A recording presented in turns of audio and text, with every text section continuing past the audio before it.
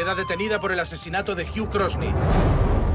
Sharon Solars, una de las fugitivas que llevaba más tiempo en la lista de los más buscados, fue detenida ayer, 30 años después del famoso atraco al banco que costó la vida a un guardia.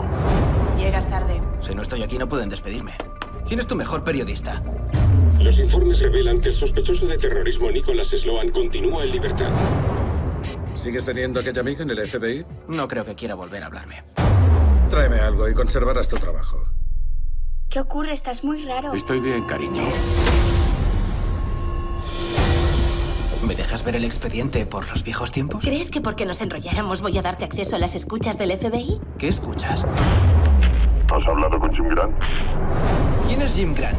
Un abogado, tío. Es un padre soltero responsable, un pilar de la sociedad. Nada de lo que sacar una historia. Señor Grant, solo intento encajar las piezas. No tengo tiempo. He buscado su historia y nada. No existía antes del 79.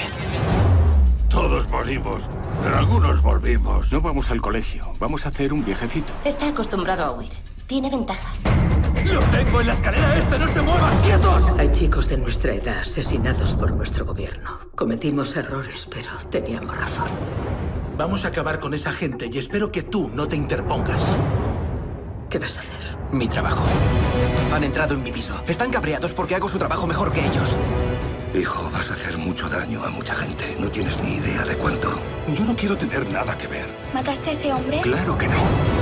Nada de lo que está haciendo tiene sentido si es culpable. Lo tengo. Tiene luz verde. No creo que esté huyendo. Intenta limpiar su nombre.